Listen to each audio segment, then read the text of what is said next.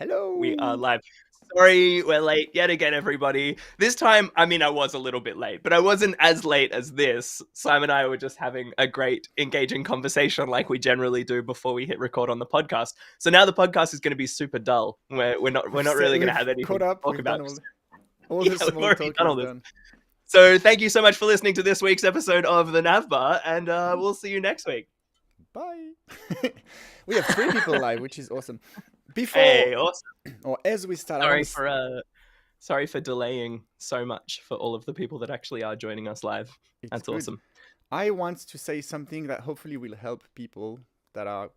It kind of that we today we are going to talk about how we go about creating. I don't want to use the word content because it makes me more and more kind of like cringe. Content is a very It's a very everything loaded is term. content. Like this is hat content. Like just like so how we create videos and educational materials.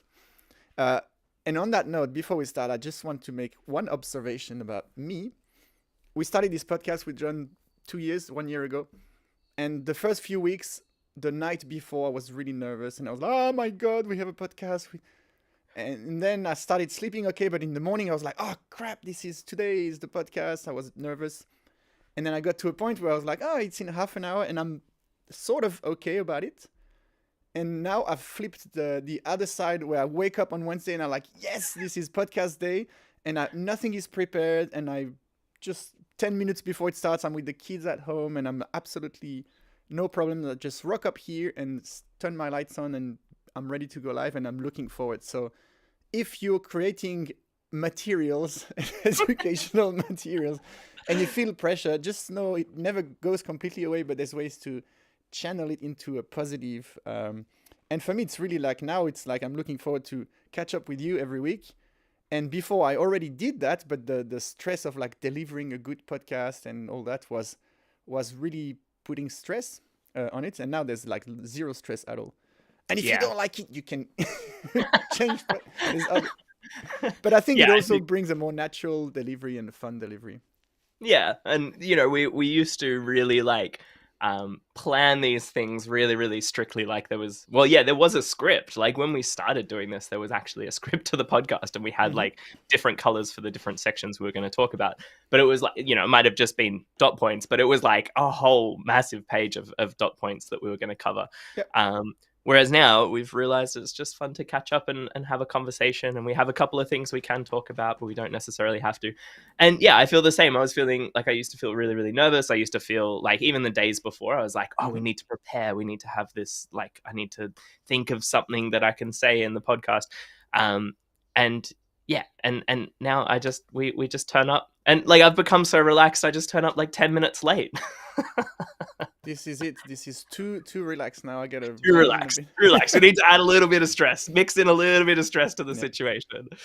Quick side note: we are not talking about basketball, but I'm wearing Manly basketball, and he's wearing West Melbourne Phoenix. Is it West Southeast, Melbourne? Southeast Southeast. Melbourne Close Phoenix. enough. Melbourne Phoenix. West Southeast. 2 basketball clubs in Australia. Yeah, Good stuff. local basketball clubs. How have But you yours is even been, more John? local, right? Yeah, mine is very. It doesn't have a big NBL team. It's like a Northern Beaches in Sydney. It's like a local club, but it has NBL 1, which is the level under. Nice. All right, I'm starting the podcast now. Welcome to the NavBar. Simon, how have Welcome. you been? I am good. I am just very upset that you always want to cut the little chit chat before the podcast, which I think is part of it and people would enjoy. Yeah, I don't, like you guys who are listening only get a very small, like narrow band of what the podcast actually is. So the way that like a normal week works is that Simon and I start our catch up, and we're not live, and then we end up talking for like half an hour, 45 minutes. Because we just love talking to each other, and then we're like, "All right, cool, we should go live." And then we have a little bit of time where we're just chatting and talking to the people who are joining us live on YouTube.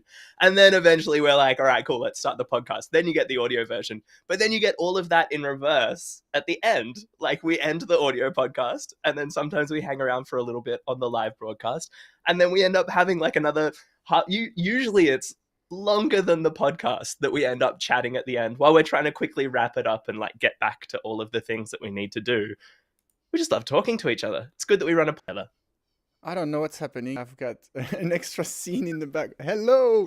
I've messed up the. Simon's layering. If you're not watching the video or if you're not joining us live, Simon has somehow layered a version of himself as our background and then us overlaid on top of that. So lots of Simon in this episode. It's excellent.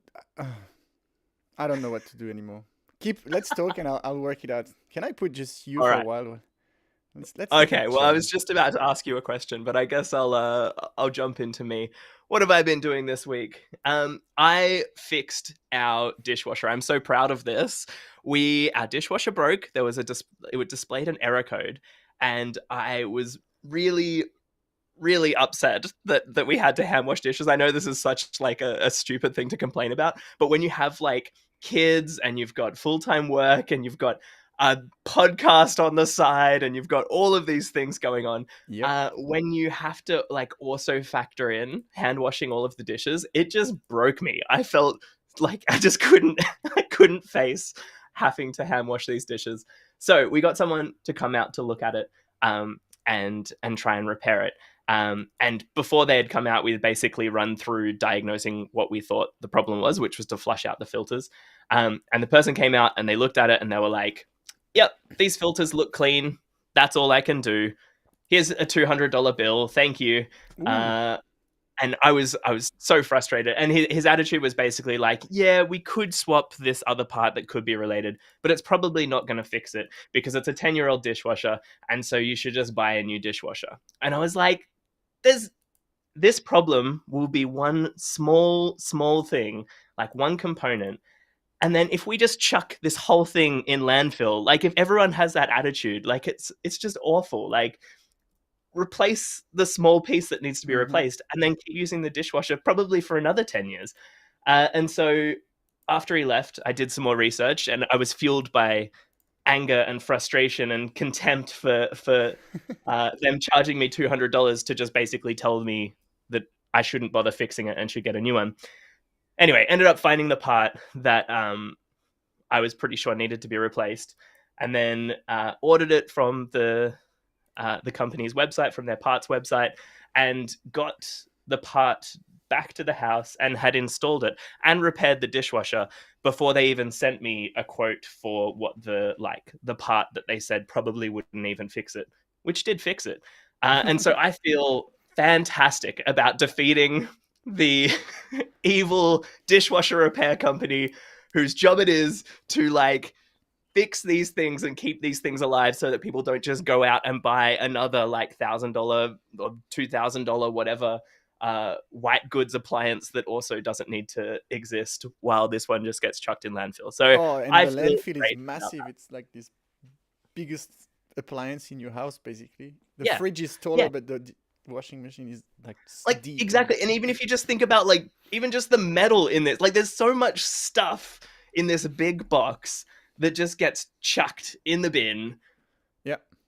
Like yeah. All right, there's my good my rant about it allowed me the to state fix of the world. Back in my day, we used to fix our appliances. And now that Simon's back, I'd love to hear about you have been on a basketball tour recently, right? Oh yes. If you want to talk about this. Yeah, to make it a real tech podcast. So last week was there's a thing called PSSA, primary school sports association. So kids up to age 11-ish, when they go to year 6, is primary school in Australia. And you can participate to this event before, but obviously you compete with the year 6 kids. So there was a few year 5 like superstars in. But what happened is my son made the local school basketball team, and then this team tries for the PSSA regional against other kids. There's a 20-50 people from the little district where you live, and then he made that team, and then they do the regional stuff. So in our case, that was like the region from Coffs Harbour to Ballina, which is about 2 hours drive stretch, and he made that team. And then the next round was the North Coast, which is Port Macquarie to Queensland, which is now like a a good 6 hour stretch of coast if you drive, and inland also. And he made that team again, which means Awesome. he made the final bus. Not really the final bus, but he made the state team, which is going to compete against other New South Wales state teams for the state championships. And that was a That's whole awesome. week competition. So we represented the North Coast, and then there's the Sydney and South Coast and Western New South Wales, and basically the whole state has little defined regions with a team of 10 players that represent them. And my son was in the North Coast one, which is it's pretty cool. Like I know Australia is big and stretched, but it's a region that is maybe 5 times bigger than Switzerland, my country of origin, and he made the 10 players representing that team, which is pretty cool. That's awesome. Amazing. So I was down in Newcastle, which is a couple of hours north of Sydney, for that tournament, and it was. I took a whole week holiday, no work. I wanted to be able to be completely present because it's my son and it's basketball and it's all my life. And I was like, I didn't coach He the even team. took the week off of the NavBar, guys. You got to understand, this was really, really important to Simon. Yeah, I considered that one. I considered joining from the sideline, showing the game. But yeah, that was a great tournament. You you realize very quickly that any team that has the word Sydney in it is going to be an absolute powerhouse because there's 6 million people living in Sydney. Sydney has Sydney North, Sydney West, Sydney South, but still every one of these group has more people, more infrastructure, more personal trainers, more money to deploy into development, player development.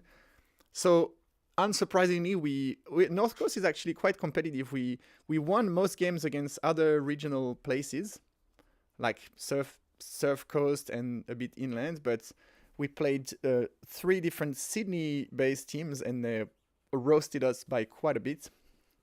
Actually, we were competitive, but they still ended like basketball is one of these sports where good teams go on mini runs where they steal the ball, steal the ball again, score again, timeout, and they did that to us multiple times. So you end up with like losing by 20 or 30, even if the game feels close. But that was a great experience, and at the end of the week, I knew from the start my son would not make it because of his height. He's an elite player for his age, but he's hasn't hit that puberty, big growth, whatever that some kids in the tournament clearly. Some of them were by far taller than me, who's like a 43-year-old, 6 foot adult, 5'11". Okay, but there's some six plus, Grounding us a six little two, bit. 6'3" dudes, and so out of all these teams, that was 140 players, I think, because there's 14 teams of 10. National coaches, like from the state coaches, New South Wales coaches, looked at the games for the whole week and picked 10 players of the whole state to go to the next level, which is like the nationals, which happen on the Gold Coast, which is 2 hours drive from where we live. So my son was pretty like, oh, maybe I'll make it. And I was pretty clear. I was like, dude, like, even if you play your best week of basketball, like, I don't think there's much of a chance just because of the size and stuff. And turns out that my son is a point guard, which is usually the shortest player, but fast and good court vision. And the point guard that got selected is as tall as me, or just a bit shorter. And then it goes up from there. So the prediction was kind of correct. It's like a very big, strong team. Yep. So yeah, so these 10 players will now in a few weeks go play against Queensland and Western Australia and Northern Territory, and like, yeah, it's super cool. And Awesome. that is all part of the school system. So, and it's nothing to do with clubs and other things like Manly or my son plays for Coffs Harbour Suns. This one is like the school, private and public schools, primary schools. And then there's another one for the secondary school, but it's obviously year 11, 12. So again, if you're an absolute superstar, you could be in year 7 and play with like 17-year-old boys. But yeah, I think you gotta wait a few more years to make that team again. So it's good Oh, opportunity, and I'm super happy I was part of it fully. yeah, that sounds great. And like, yeah, for him to get that far at his height, like, imagine what's going to happen when he does like shoot up and become super tall. I think maybe Yeah, he will be playing for one of the NBL teams or one of the bigger clubs. Yeah, so that's what I told him. I said, you're not going to make the team, but I've watched you this week play, and while there's a New South Wales guy with a clipboard in the corner, and I've seen like little head nods, and there's a little. I'm pretty sure there's a circle like hey, let's watch this space here. This guy's got some pretty good skills. Yeah, he's a good player. I'm very biased, obviously, but he's got the factor of like competitive and speed and talent, and pretty cool. Awesome. All right, and to bring it back to tech things. All right, we'll talk about some tech things. So there's something that we've wanted to talk about for a while is that both of our like processes in recording content, or not content. That's a loaded term. What are we calling it? Educational materials. Educational materials. Creating educational materials. Just videos. Creating videos. Both of us have probably changed our process quite a lot since the last time we did an episode on this. Simon has recently been exploring some very interesting stuff, which I would love to hear about. So, Simon, what is your high-level process at the moment for recording videos? All right, so I haven't really changed the tools that I use. I've just refined my approach.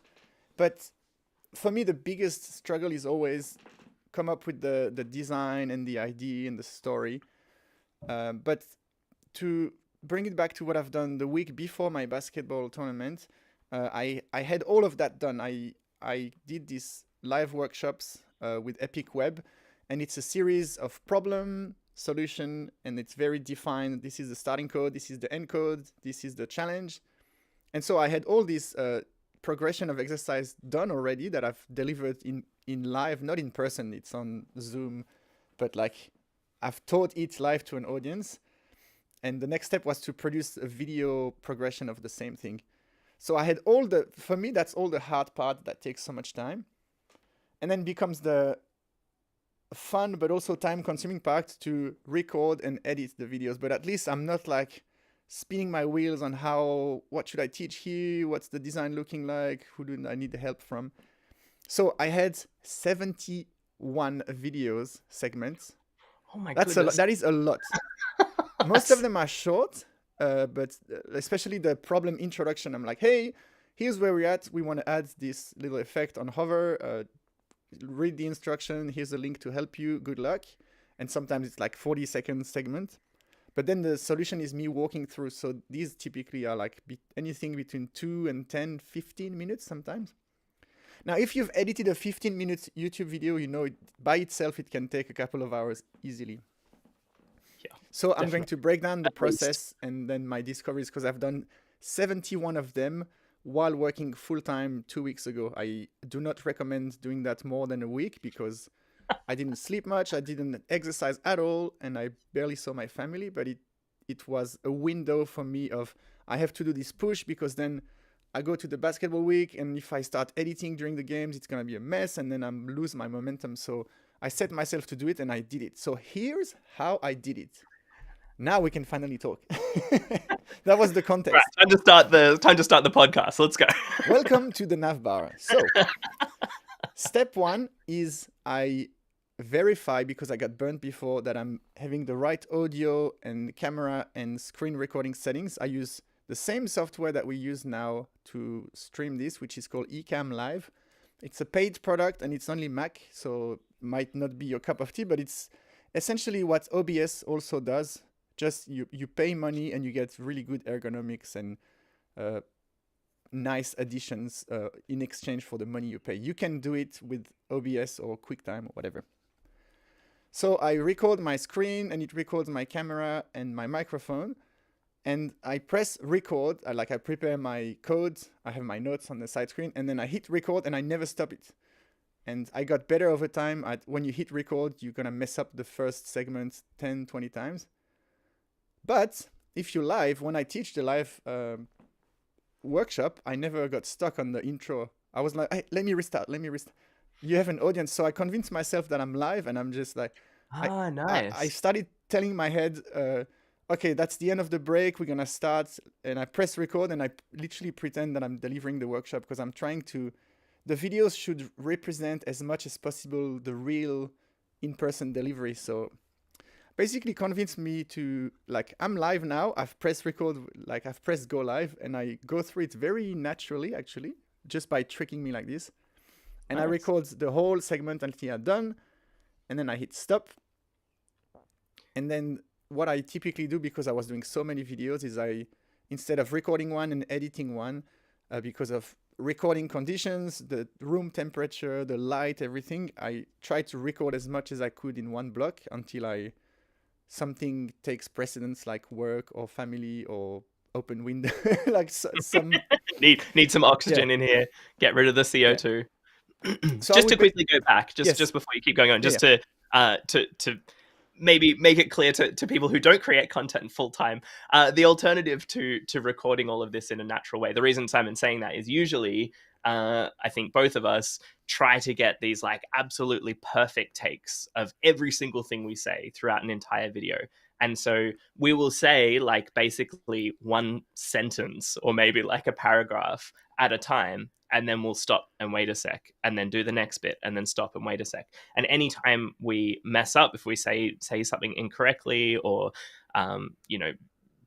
trip over a word or whatever, we just take it back to the start of that sentence and go again. So when you get to the editing process, it's super fast to edit all of those bits out, but because you're going for that like level of perfection, there's a heap of editing that you need to do, and you need to you're basically cutting up every sentence in the entire video. And so like Simon said, like a 10-minute video that you're trying to do for YouTube could take like hours of recording and could take hours of editing, because you just keep redoing things until you have it perfect. And so it sounds like your process was to avoid that as much as possible, given you had to create 70 plus videos.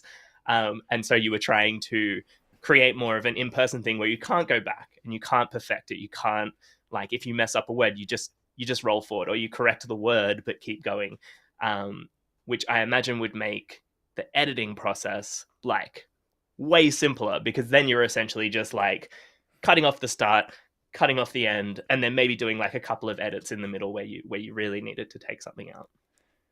That is the ideal world, which I am not in. The whole trick does for me is to be able to get past the first sentence, because I would literally, and I know it's not just me, like I've seen so many Yeah, no, that's people definitely me as saying well. I have press like record an and like, hour of the first sentence, yeah, and hi, then I today have we're the rest going of to today we today we you get stuck in that loop because you just hit record. So the going live thing gets me past that first sentence, but then I still go for the if I say something wrong, I just pause and I say it again, but I don't stop the recording. So there's still plenty of editing happening, but at least I unblock myself from the cold start, basically. And when Yeah, you do 71 videos, you don't want to get stuck 71 times at the intro, where yeah, some of the videos are literally just the intro and not much else. So that trick kind of helped me start faster, but basically I record as many full segments as I can in one block. Another lesson from life that taught me, where I lost all the recordings, is that instantly after finishing one video, I drag it in a Dropbox folder and it uploads there. So if whatever happens, my computer burns or something, hopefully there's a backup somewhere. yep.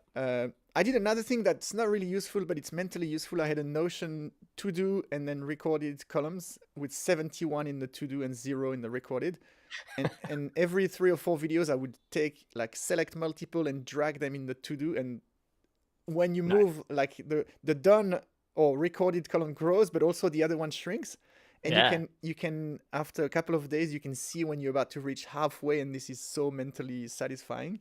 Even if like it's just a recording and then you're gonna do the same for editing. yeah. So I've done all these recordings, and then at different times I would go and tackle the editing part. And this is, I think, where there's interesting things to talk about. I have a 3-pass editing technique. Actually, I should record a video on my process, because everyone's like, oh, your videos are so polished, and sometimes you're on the side, sometimes you're full screen. What's your process? Here's my process for free on the podcast, in your ears while you drive. As Before I long as you subscribe to the podcast, Hit that Yes, subscribe button right now, and then Simon will keep talking. I'll All wait. right, we're Come good. on. They hit it. I'm waiting. Hit. Okay, you've hit They it. hit it. So I drag my camera face and the screen recording. They both have the same audio. That's maybe important. I record the same audio on both, even if it takes more storage. But what it does is I can drag both in my editing software, which is DaVinci Resolve, but you can use whatever you want. This process will likely be the same as long as you have multi-track capabilities. So I have my video face and my screen, and then 2 audio tracks. And I select all of this, and I right click and I go synchronize by waveform. That's why you need the audio similar. And why do I need that? Because sometimes there's a little latency. Like I just want my lips and the voice, like I want it to be perfectly sync. Or maybe sometimes I started the screen recording later or whatever. Like you can sync and it automatically lines them up for the whole recording. Once I've done that, I delete one of the audio files because I don't want 2 of them. But I know I have my camera and screen in sync. And then that's where the magic trick, that's what I do. I select both. Pay attention, this is the key moment.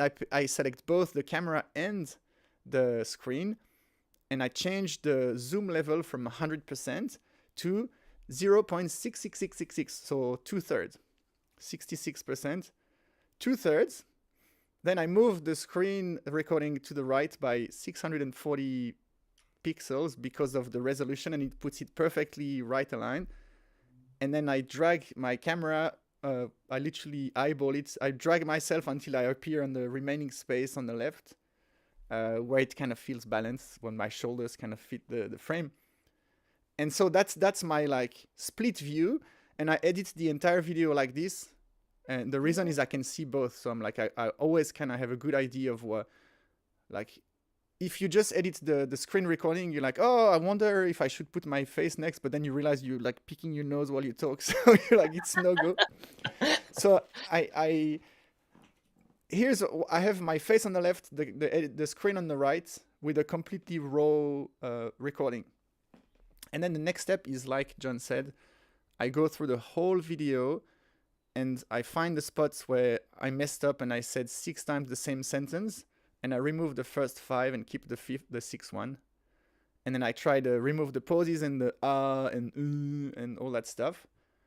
And at this point, I basically go with my ears. I try to edit so it sounds like a good delivery, and I don't really care what happens on the screen. So that's the first pass, basically. I go left, right, and chop, chop, chop, chop. And it is literally, for a 10-minute video, it's literally close to 1,000 cuts. Like you say, death by 1,000 paper cuts. I sometimes take a screenshot and tweet. You can see the timeline. It's like, like you're doing like a very fine zucchini slices. Yeah. That's what it looks like.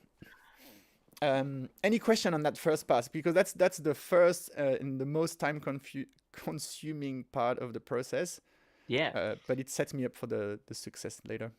So I think like, yeah, my process is very, very similar to this in that it's like I record my camera separate from my screen.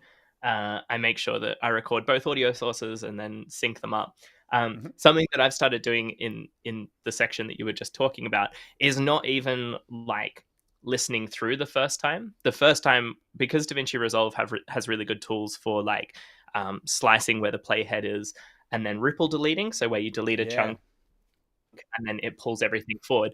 I go through like not even listening, but just looking at the waveform and basically manually cutting out all of the silences, which is kind of cool because I can do it like just without having my full focus on it. Like I can have some music on or a podcast or like be doing it while like sitting on the couch for the basketball game or something.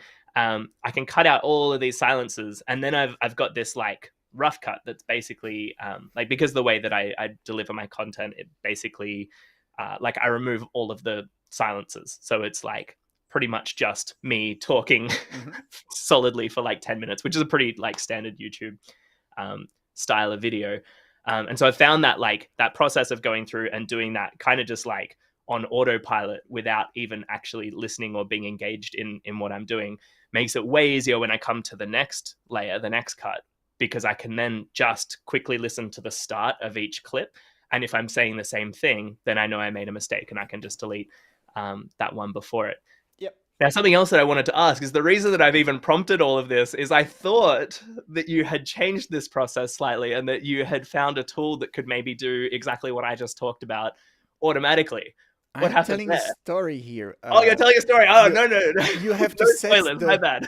you have to set the stage for the pain and the wasted time, and then you can see the value Okay, in okay. coming. Continue on with the pain. Simon did But this totally manually for every single video for 74 videos, 71 videos. well, sort of like I've done a bunch of it. Because you said what you said, I'm going to bring one thing straight away. Um, if you want to cut silences, as what John was saying is like you can visually see the waveform without listening. Basically, there's the audio track has little lines. The louder you speak, the bigger the lines are, and so a silence is just a complete empty middle line, and then every time you talk, it makes little waves, and so you can visually see. Well, there's nothing here. I can cut before, after. That, my friend, there are today, right now, amazing tools that do it in 1 second, and I am surprised DaVinci Resolve hasn't built that in. One cool tool, it's not a subscription, it's a buy once, forget forever. And I want to buy this. I haven't done it yet, but it seems amazing. It's called Recut. There's someone really active on Twitter, Dave Sedia, I think. I'm not sure of the name. Maybe I'm mixed up with someone. But it's a tool you literally upload the audio, or you upload your files, video, or even if you have two of them. You upload your raw recordings, and you can select how much padding you want, just like in CSS. Padding before and after the silence. Otherwise, it cuts like right when the sound stops, and it makes this very TikTok like high pace, intentionally zero pause between sentences cut, which has value for some short videos. But you can also say, hey, I want half a second or 0.8 seconds before and after, and then you go process, and it goes, it removes all of stuff. Here's the video for downloads where I've done the work that John specifically described. Find the silences and remove them. It does this in 5 seconds, and you just drag the video in and pull it out, and you've done that step. So that would be the first thing. That's so much time saved. Yeah, like that even that process of doing that on autopilot and not paying attention to it, it'll still take like, you know, probably half an hour, maybe longer, depending on how many times I've messed up in that video. But like, it still takes a decent chunk of time just sitting there. And like, you're probably extremely likely to develop RSI from just doing the same repetitive task over and over for like it's exactly the same hand movement. Like, it's just moving well, in my case, a trackpad, and then pressing like one of two keys to either make a slice where I am or to like ripple cut everything on the left. And so like that is like just so likely to cause RSI in the future. It's insane. Speaking of, you can't see it on screen, but I have a MX Master, the mouse that everyone raves about. If you look at the profile, it's got this crazy shape, but your hand sits on it like if you sit on the rock instead of a flat mouse. And the ergonomics saved, because I was definitely getting this little RSI stuff. Another tip on the topic, you heard John say ripple delete. If you don't know what it means, ripple delete, it means delete anything that's from where the playhead is to the end of the next clip. So if you've done chop, chop, chop already, and you want to remove a bit, instead of doing a slice and then clicking on the elements and deleting it and then dragging everything back to remove the gap you created, you can, in one key, say delete forwards or delete backwards. And in Resolve, I have my left hand on the Q and W, which is the first two letters next to the tab. And I've mapped Q to delete backwards and W to delete forwards. So I move the playhead wherever I want, and I hit Q, and it removes what's before, or W, and I can be super, super fast with that. And that MX Master has that little thumb wheel, horizontal thumb. So to scroll horizontally, I just spin my thumb. So I go spin, spin, spin, Q, spin, spin, spin, Q, spin, spin, W, Q, Q, Q, and I can really quickly do that process.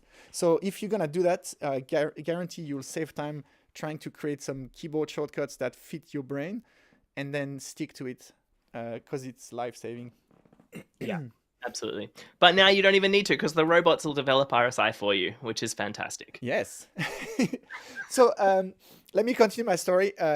Recut. So I'm going to. I was right. I was right about the name. I'll post the Twitter account in the comments.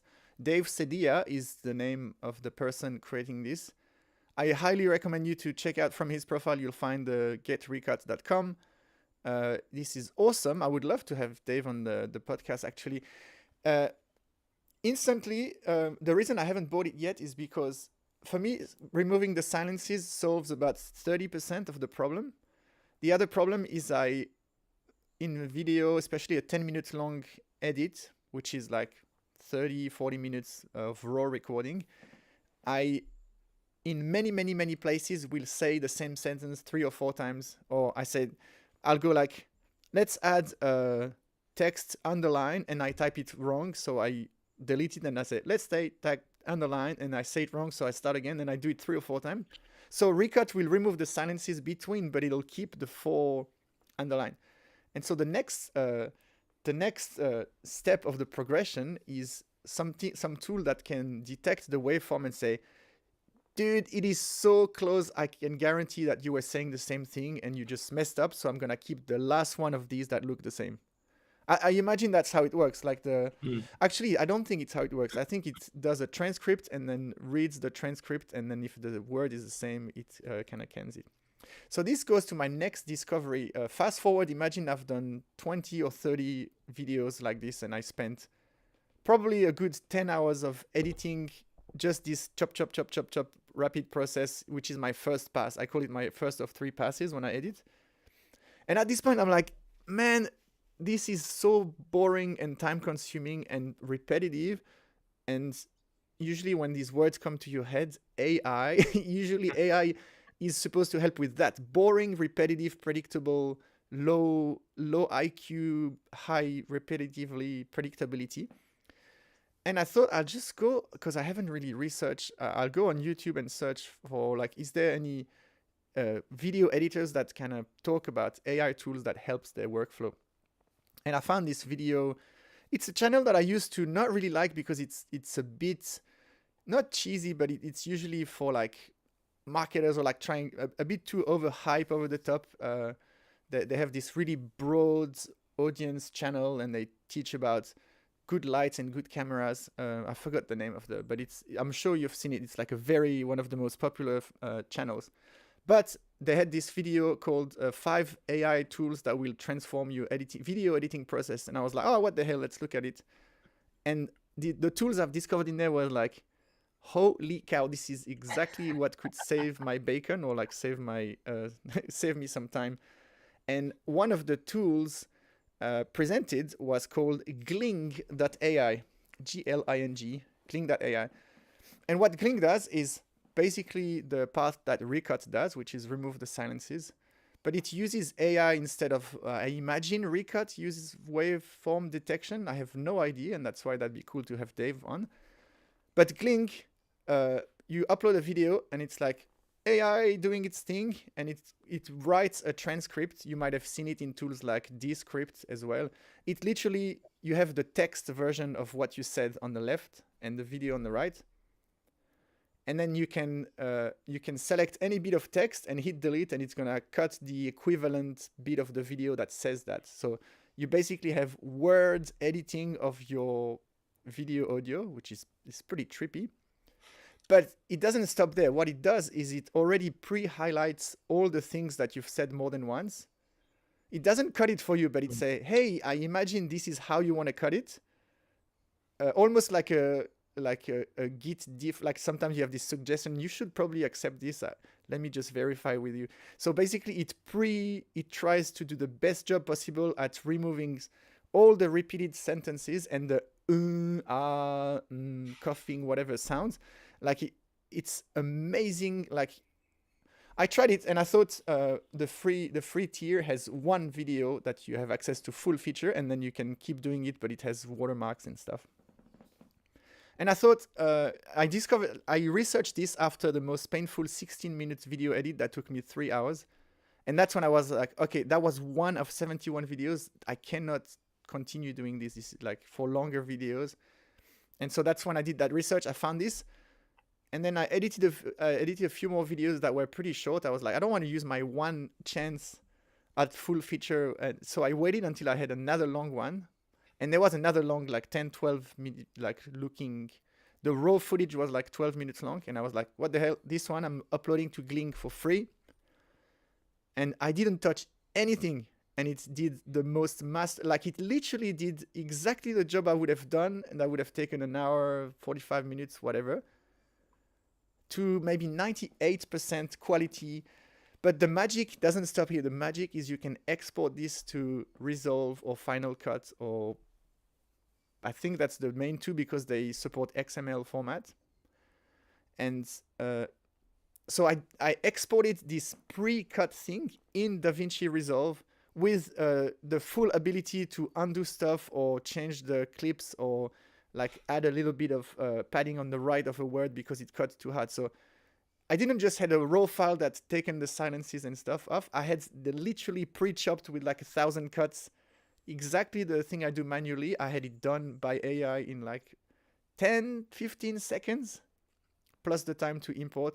And that's when I was like, holy crap. And I went to Glink and I went subscribe and I paid for the monthly subscription.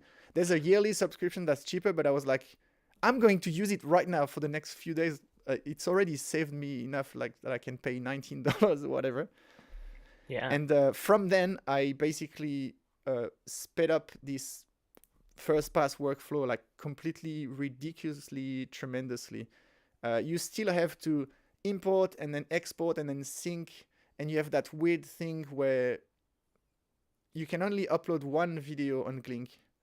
And I have my screen and camera, but I want the same chopping to happen to both. And I was like, oh, how do I do this? And then I found a way in Resolve to do this, but it's kind of hidden and weird. And I'm sure there's better ways. But Kling is also talking about the ability to upload multiple things and sync them, so to solve that problem. Yeah, this is like, I've gone down such a rabbit hole with this stuff, like probably, I don't know, maybe like 3 months ago when I switched to DaVinci Resolve. I started because I have Descript as well. And so Descript, like you were saying, allows you to like edit a script. And it has this really great built-in functionality where you can just say, remove gaps. And like you were talking about with the first one you were talking about. Recut, yeah. Like you were talking about with Recut, where you can like set the parameters of like how much of this, of silence either side do I want to keep. So you can kind of like fine tune it, delete all of the gaps, and then you can go through and manually script edit. And it also has the functionality where you can export it out and put it into DaVinci Resolve or Final Cut or something else. And so I thought that was fantastic, and I loved using that. But it just like there were like a couple of things that it didn't, like sentences where it just like it missed a whole chunk. Like there was a whole chunk where I was talking, but it just showed it as silence in the transcript. Yeah. And also the like cutting either side just like wasn't very accurate when I made it like a small number, or even when I made it like a larger number. It like I had to go and like manually trim every single one to be like kind of the distance that I wanted it to be of silence. And so then DaVinci Resolve actually launched this as well. So you can do this in DaVinci Resolve Studio, so the paid version. You can do a transcription edit, so it will like go through and analyze everything, give you the full transcript, and does a similar thing where like you highlight over a section and you see the video on the right of what you're the section that you're editing, and so you can edit through the script and it edits through the video. And it also has this delete gaps thing, but that was way worse than Descript, because Descript obviously focuses on that one thing, whereas this is just like maybe a person or a small team within Blackmagic that make DaVinci Resolve that work on this this one feature. So yeah, I just found that like I lost total confidence in those ones because it kept just adding so much to my process, because I would need to like manually still trim everything. But then at the end I was like, but did we miss any bits? Like, was there like, is Yeah. there a chunk? Like, I'd have to watch through and like really focus on what I was saying Yep. to make sure that there wasn't just like a chunk of explanation missing. Um, and so then when Gling like really got me excited, because you can exactly what you were talking about. You chuck a file in there, and it doesn't just delete everything. It gives you this like really nice color coordinated overview of what it's Yep. going to do if you click the button. And so you can go through and like quickly eyeball, or even just like quickly listen through all of the bits that it's going to delete, or any bits that you think there might be something in there that it's missed. Mm-hmm. And then if you're happy, commit.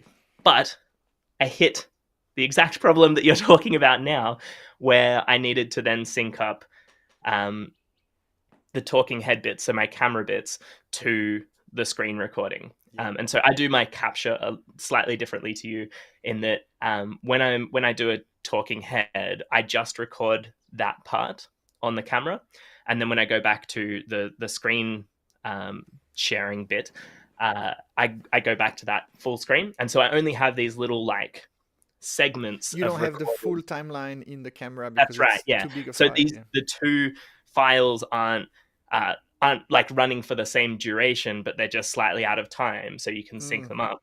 I'm syncing like a collection of camera files to one really big, like Yep. long master timeline bit. And so again, DaVinci Resolve has really good tools for syncing these. But the part that's missing is exactly what you're talking about, where you have like multiple sources, or what's called multicam footage, and you want to use a tool like Gling to automatically remove all of the silences, but of this big kind of synced master project or master timeline. Um, and so, yeah, I'm really excited for Gling to fix that, to introduce that feature. Or the other option is like put it all in DaVinci Resolve, sync everything up, export out an XML, which has all of that information in it, import that into something like Yeah. Gling, then do the Gling bits, and then export it out as XML again to put it back in DaVinci Resolve. Um, Yep. so yes, that's my pain that I've experienced with this stuff. Like, it Yeah. solves the problem so perfectly, but I feel like there's just It this exposes small other. bit Yeah. that's missing for me.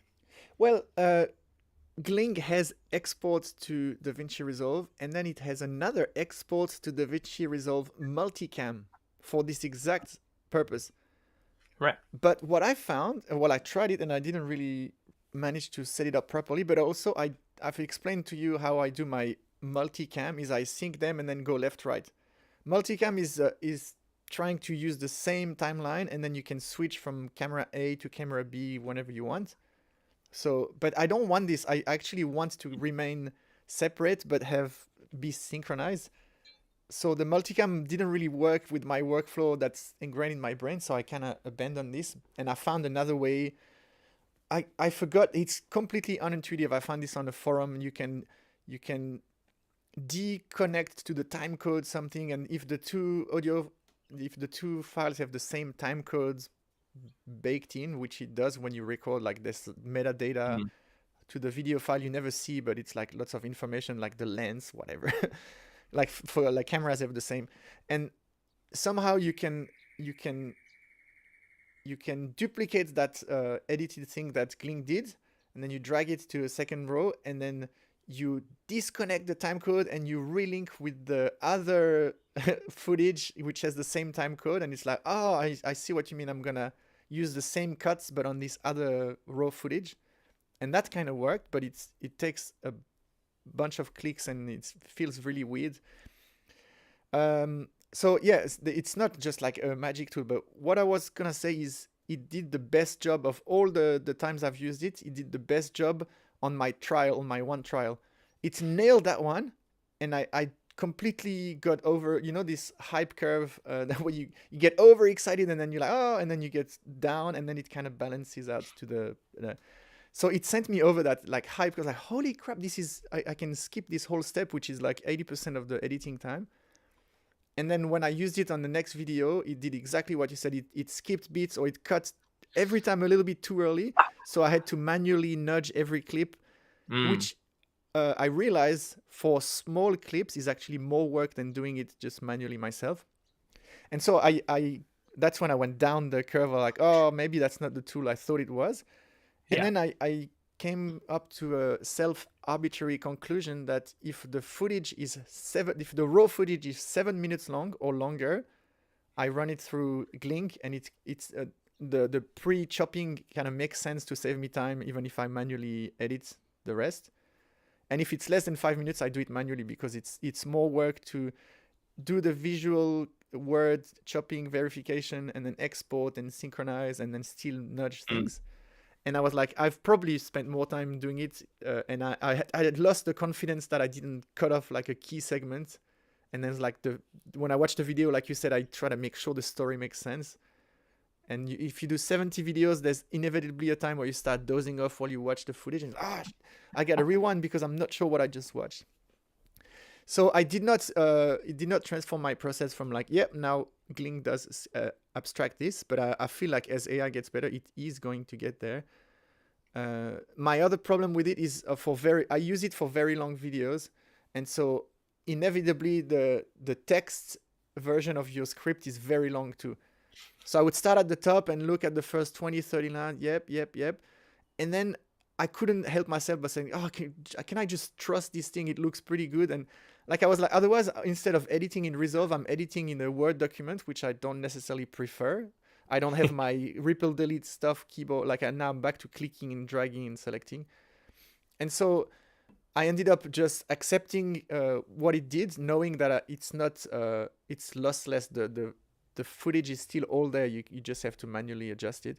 So I ended up opting to let it do its best job possible, and then do the nudging in Resolve, which is the fastest for me.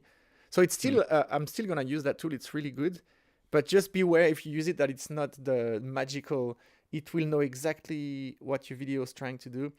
There's also a thing in coding screencasts where you say a word and then you finish the code, or you want to leave you don't want to type the class name in Tailwind and instantly switch to the next clip because you want people to have time to see it and maybe pause and copy and whatever. And Mm. because it edits audio, it's got no idea what it looks like on a screen. And so for coding screencasts, you always have to add some 1-2 second delay. So I try to add the padding, but then it adds more space in wording. Like there is no magic recipe for a coding screencast that AI can chop perfectly, unless it analyzes the visual thing as well, which it doesn't yet. Yeah, for sure. But it definitely sped up some of my process and uh, eased some of the pains of the past number one. I know I talk a lot, but it's the most time-consuming editing part of the process, and also the longest to explain. Yeah. Yeah, that's the exact part that I just want a one-click thing. And I think you're right. Like it's so close to being there. Like Mm-hmm. the point that we've come from to the point we're at now with these tools is just like incredible. Like that just like takes out so much of that work. And now it's just about like tuning that little bit. So making it like, detect these things more accurately, introducing things like, timelines that have multiple videos and being able to auto sync those before you start the process. All of those are like small tweaks to a really, really good foundational thing, like fundamental thing that's solving a huge problem. I think Yeah. like if you've ever created videos, especially like long videos or a series, if you've ever done a course, anyone who's done a course, you will understand this pain. Like Yeah. it takes so much time It's editing, ridiculous. Yeah. like definitely more time editing than any other part of the process. Like, like actually filming the recorded takes, or on the other side when you're like, doing promotion and stuff, the part that you spend the most like focused time is just editing these clips and just dragging a playhead around and then slicing other clips and moving things around. Mm-hmm. It's so time consuming, and I feel like if you can like use a tool like this to take care of that really boring repetitive part that doesn't take skill, it doesn't take creativity, it doesn't take any of those things that you need to do as a content creator. It just does the robot task of just removing all of the silences or whatever. And then like something that I found was that because I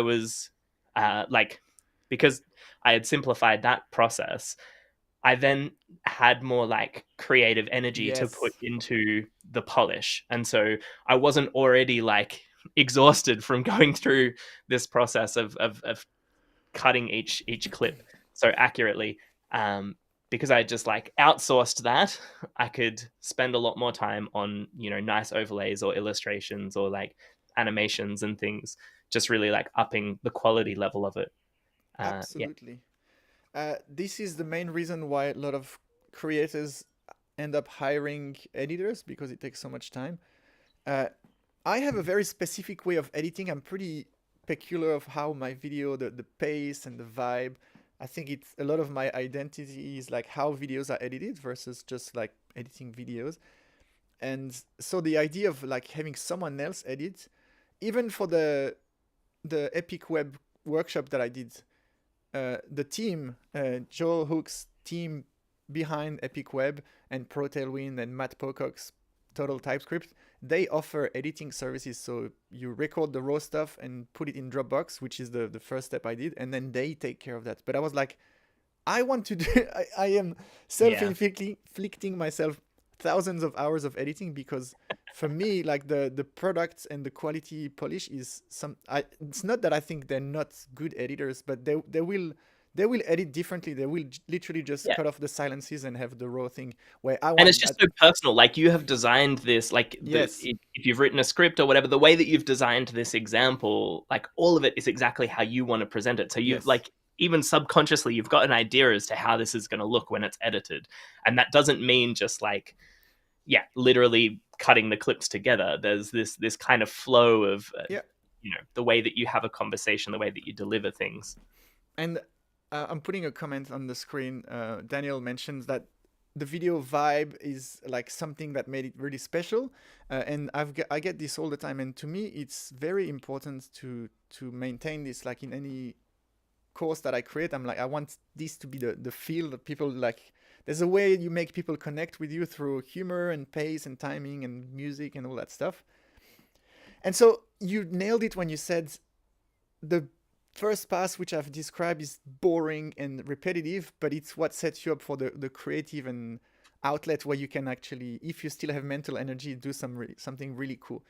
And that's why I always thought maybe I can outsource to someone to do the pre-cut. But again, I want to make sure I'm gonna have to go through it again to like it's. I don't think I could ever like get someone to do the pre-chopping because there's still maybe sometimes I said something twice, but intentionally because of some humor or whatever to drive the point home. So I feel like AI is perfect because it's cheaper than having an editor that just does like 4 hours of pre-cutting and gives it back to you. And there's like asynchronous stuff where you can do it like on the fly. But yeah, it doesn't solve completely the problem, but it makes it better. Um, if every video started there, that would be ideal because I'm gonna go faster through it, but then I have two more passes in my editing process, and we can compare with yours if you're happy with that. Yeah, for sure. Yeah. Yeah, something like something that I have been uh, skirting around is that I have actually got an editor now. So my wife has started editing my videos, and it's kind of the perfect balance in what we're talking about because she wasn't an experienced video editor before that.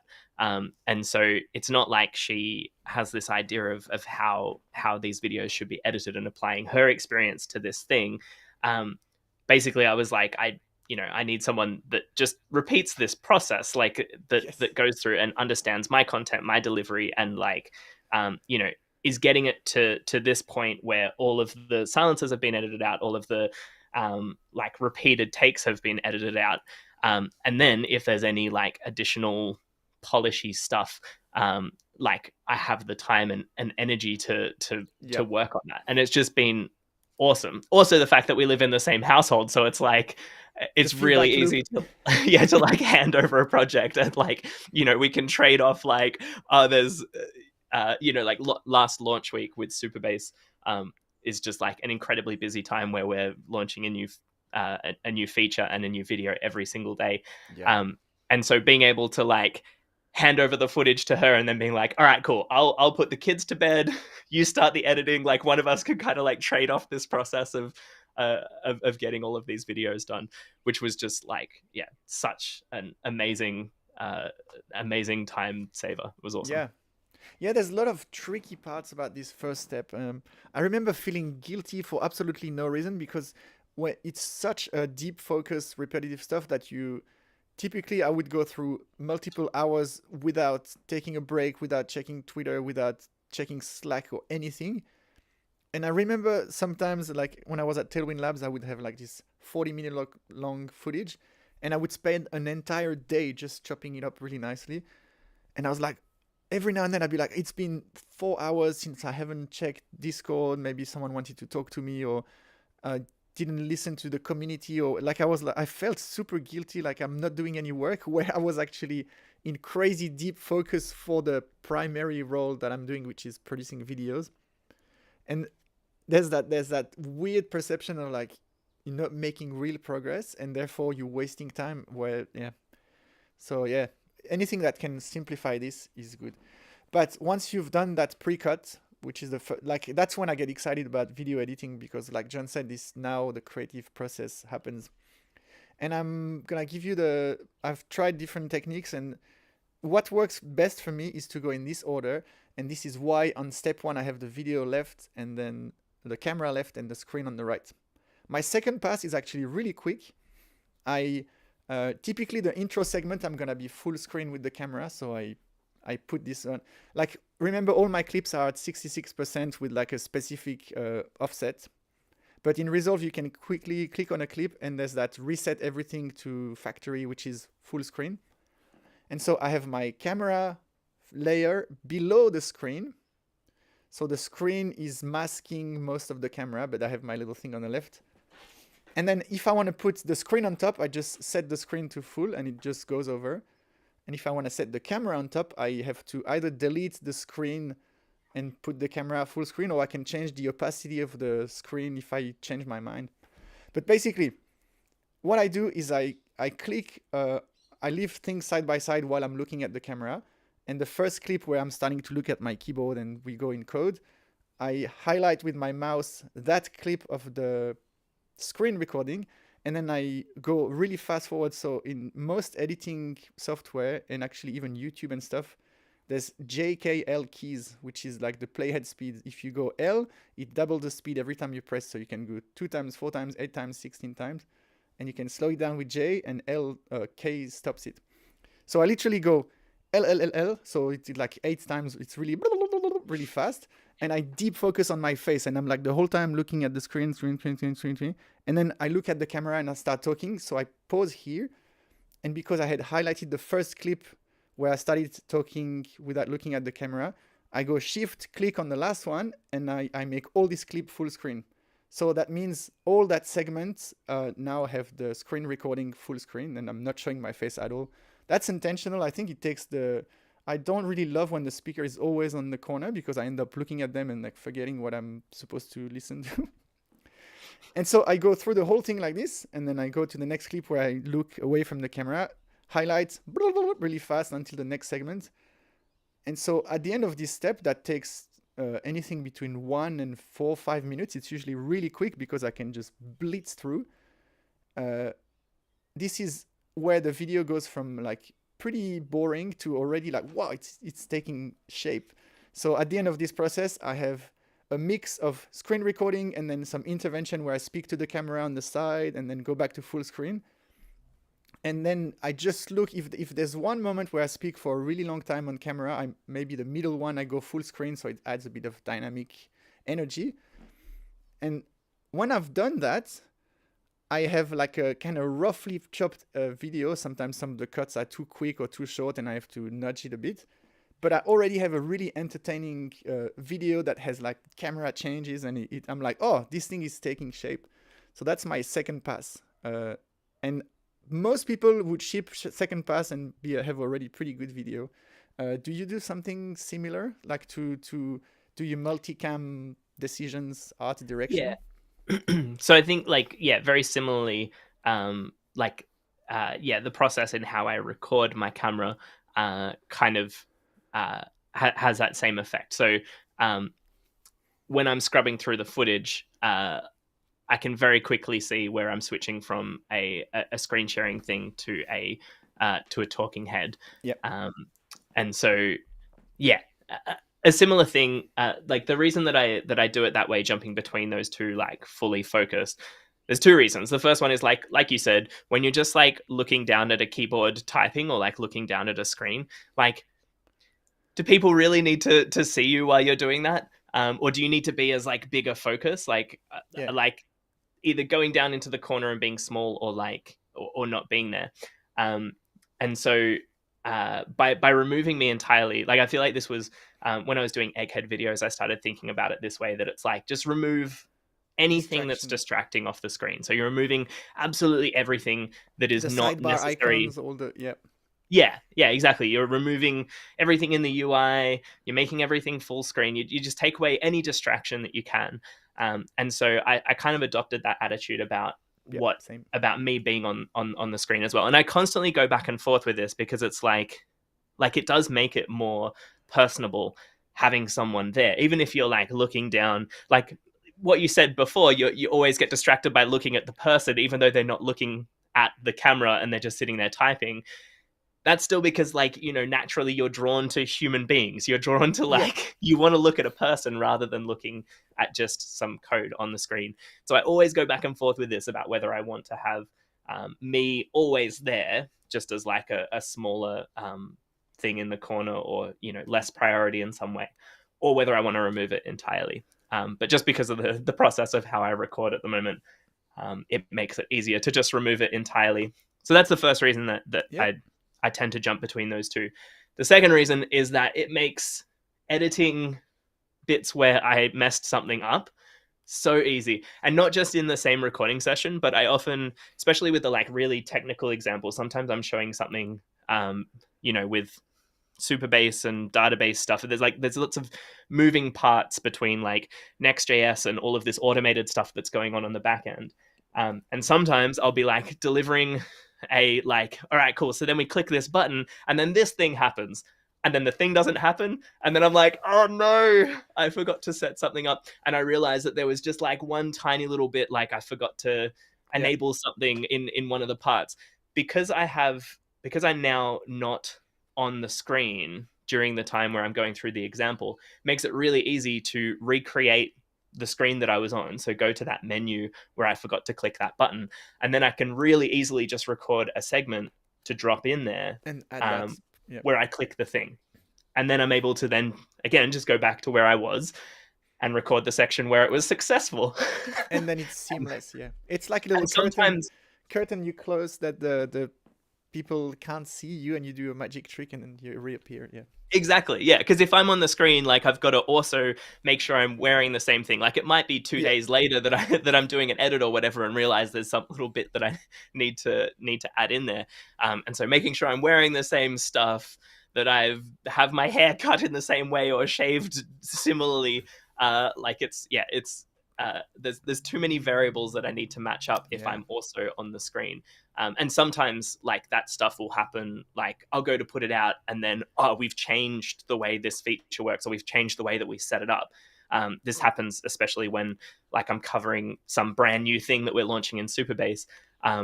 Something might change about the UI, or something might we realized this may be a security vulnerability, so we need to change the way that you enable it like this. Yeah. So then I need to add something to the video, but it's days and days later and just before I'm going to go live with it. So rather than having to re-record the whole video, or have this really awkward section where it like You jumps look between different. Yeah. two bits, where it's really obvious that like something changed there, I find Yeah. it's really easy when I just have the screen showing for the bits where we're focusing on the screen, and then me showing for the bits that are focused on me.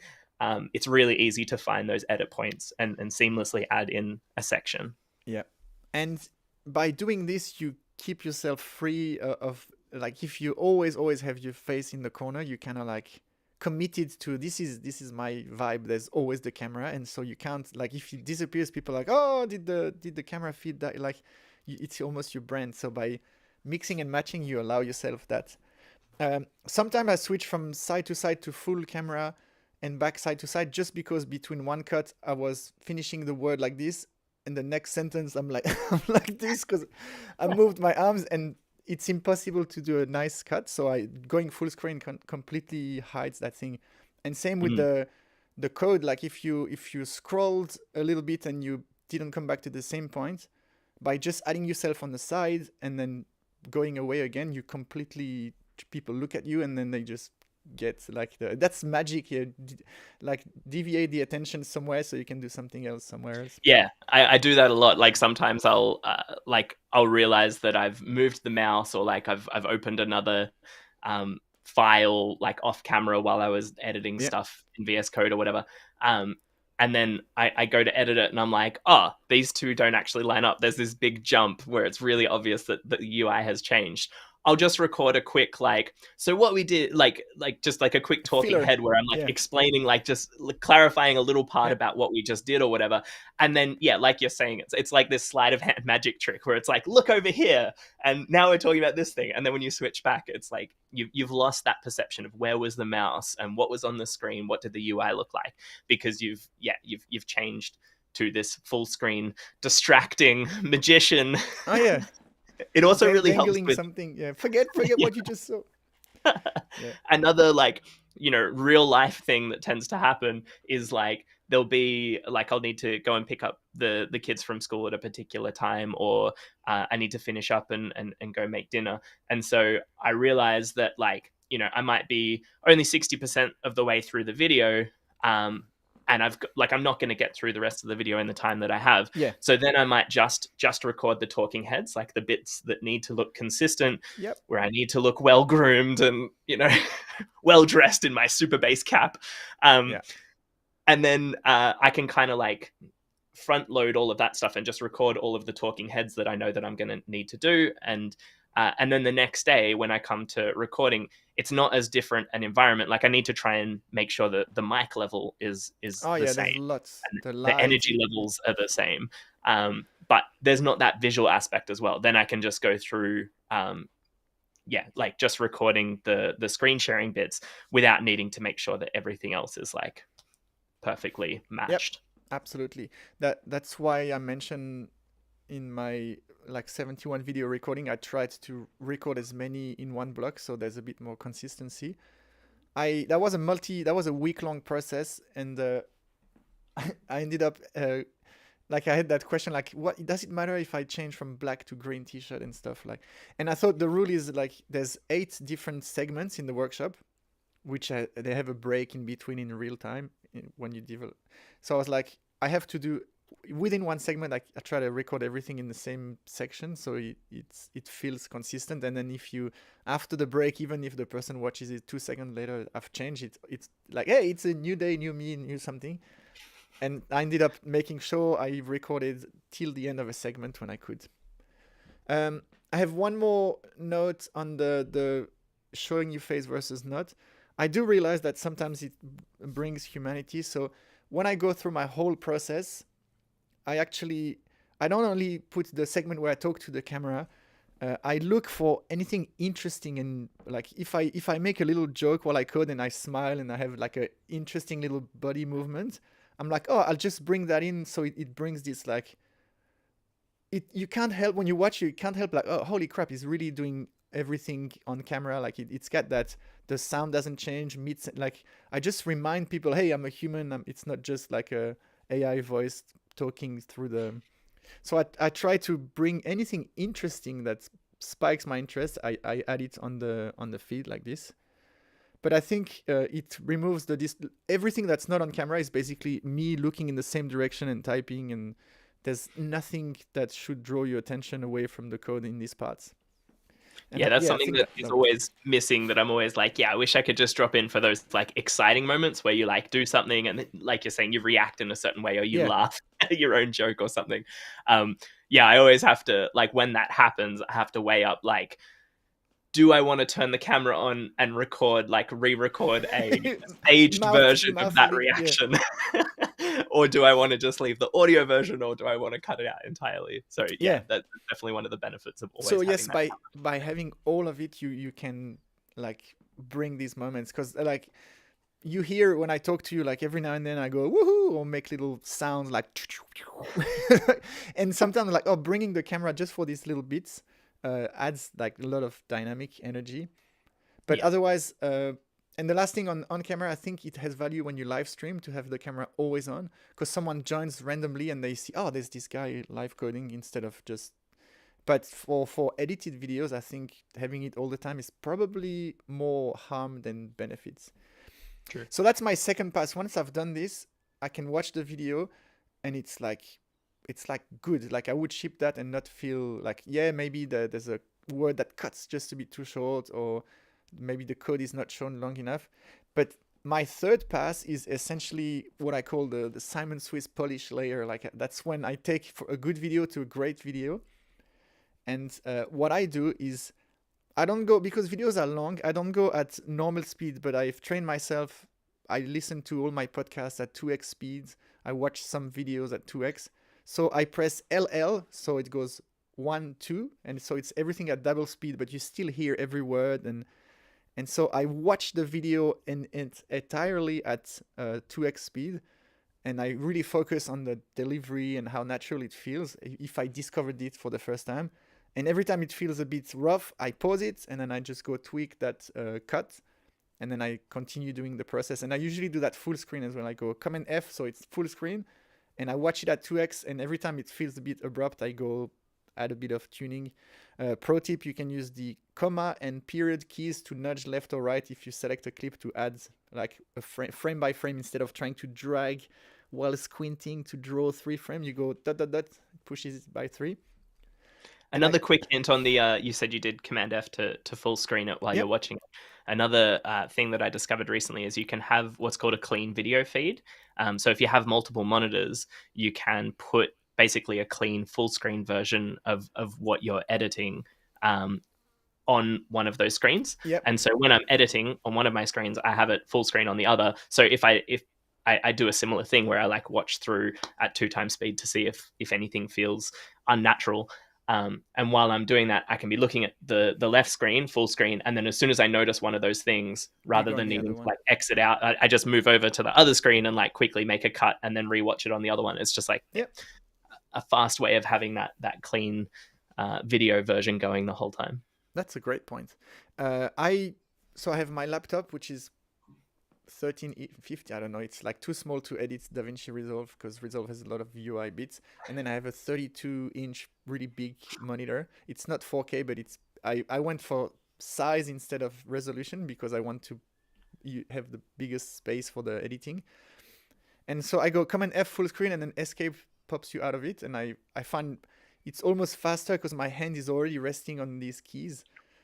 It's almost faster to hit escape than turn my head to the other monitor. And so I do it in one, but I like the idea that you can see both and then do the edit.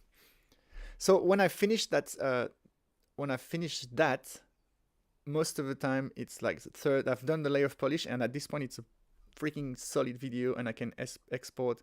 And for the 71 I did, that's where I stopped. Sometimes I had a fourth layer, which is just the music. So I have a subscription for Envato Elements. Envato is like this big marketplace. They're based in Melbourne, like the headquarters, Australian company, and they have like templates, WordPress themes, and stock photo. And one of them is like the music. It's called Audio Jungle. But then they have Envato Elements, which is like a subscription model where instead of buying individual stock assets, you have access to freaking millions of stuff. They have resolved transitions, there lots of interesting stuff beyond just audio. But for me, just the audio by itself, as it's like 90% of what I use is the audio. The library is like the quality of acceptance, if you want to upload stuff there, is very, very high. So everything feels very professional. And so I literally, that's my vibe, but I look for like a lo-fi jazz, hip hop, boom bap sort of vibe. And I type these search terms in the music genre. And then instead of sorting by popular, because I hate someone say, oh yeah, that's that song you hear on every video. So I sort by new always. So the results are a bit less relevant, but they're always like brand new stuff. And I listen to anything from 1 to maybe sometimes close to 100, like first 5 seconds of the video. And what I do at this point is I have in mind how my intro is. If my intro is like 15 seconds long, usually I say today we're going to this, blah, blah, and then you do it as well. I say, all right, let's jump right into it, or let's go, let's start. Let's get, I know you even have a soundboard stuff in your Discord with that stuff. Yeah, I've got two catchphrases. I've got the Let's section get where I right into go, it. I say let's get into it Yeah. is the catchphrase going from like the intro into like the code full screen thing. And then at the end of the video I say keep building cool stuff is Oh, the yeah. other my when I just a quick side note, when I went to we had like a super bass like we all got together in Thailand recently, Yep. and yeah, just like the whole team just kept reminding me of my catchphrases. The at the end of each day, like if we're doing like Keep building presentations and cool stuff. stuff. Yeah, at the start of each day, the CTO got me to say let's get into it just before the first presentation started, and then Oh, at the yeah. end, The outro. I would say yeah, keep building cool stuff. And so yeah, there was lots of jokes about my two catchphrases. It's great. It's one of these little trick to get people to like it makes it familiar and friendly, and then you're like, oh, I know this person. I knew they were gonna say this. It just build that connection. But yeah, It's so I also look. a getting started hack for me because I Yeah, have a script already prepared in Notion. So like I click a button and it starts a script for me. And the first bit is like I'm going to show you how to X. And so like I've already got that like leading sentence where it's like, oh, okay, well I just need to describe what the thing is. And so I just start typing. I don't need to think like, how am I going to start this? How am I going to make it fun? yeah. The opener. Having What? those recurring things just kind of Totally. like allows me to just yeah hit the ground running and start. Yeah, it's like a framework boilerplate. Like you have your starter template, and I had the exact same at Tailwind Labs. I never knew how to finish a video. I was like, all right, that's it. Thanks for joining. And then I was like, I always say, I'll see you in the next one, and I'll put my hand on the camera, and it goes blur, and then I just fade out. And I was like, this is the perfect way to end because it's not awkward, and it's like kind of like a signature at this point. I'll assume you can still hear me. You're frozen, but Yeah, I can. yeah, I've yeah. frozen. I'm still. And so I went from like awkward. I don't know how to like leaving a Zoom call. You like, do I wave? Do I just hit eject? To like this kind of punchy, energetic outro. And yeah, so that's the same sort of trick. But for the intro, I look how long my intro is because I've done the pass already. And then in the when you choose for an audio file, you can see, like we were talking about the waveform, you can see the song that have an intro because it starts small and it builds up, and then there's the drop, like let the beat drop. And then I'm like, oh, this is about 10 seconds, and I have a 8 to 10 second intro. So my intuition tells me that it's gonna be a banger drop where I go like, in this video we're going to talk about this and how it improved this. Let's do it. And then bang, I can slap the camera and the beat drops and the transition comes. And that intro with the punchy music and a fancy little transition is like 90% of like people going, oh my god, Simon's videos are incredible, because I start and there's high energy and there's the music that comes right on beat. It's not just like background music. It's like sort of calculated so it flows with my intro, and then boom. And that's I don't do this for my 71 videos in Epic Web because it's a workshop and people are like learning on the sequence stuff. So I'm not trying to hype them up to a new feature with every video. But if you look at any video I do for Tailwind Labs or for my own stuff where it's a longer content, I typically do this fourth pass where I choose a song and I line up the intro with it. If I have time and energy, I do the little chapters where the music comes back and there's multiple segments. I've done one this week, actually, a couple of days ago, where I go through, there's a entrepreneur called Marc Louvion, and he wrote a blog post with 7 tips to make punchy headlines, like style tips. And I was like, this is really cool, and this would make cool content. So I did, hey, let's go through this blog post and build these 7 tips with Tailwind. And so I have a little chapter for each. It takes 3-4 minutes to prepare the transition, and then I just drag and drop and change the text every time. So I have the text and the background color and the music, and they all link together, and then I drag the 3 segments for each chapter.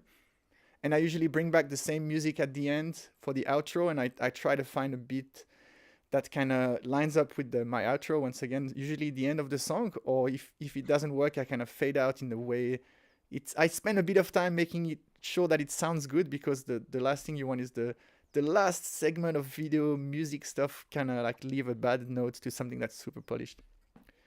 So if you're lucky, I do the fourth path for you, and I'll for my workshop I'll do this for the intro video and the outro, and then the others only have the three passes, which is like chop chop chop, and then select art direct when I'm on camera, when I'm off, and then the third one is the final review and tweaking of the transition so it feels really polished.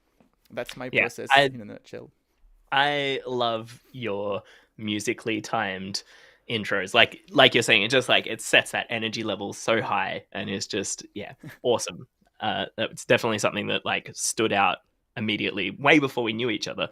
When I was Thank you. watching the Tailwind content, it's just amazing work. Yeah, and I did not know at the time, but there's that whole science that YouTube is all about retention for the first 5-10 seconds. And it's like you gotta really like grab them and show that you're about to deliver cool stuff.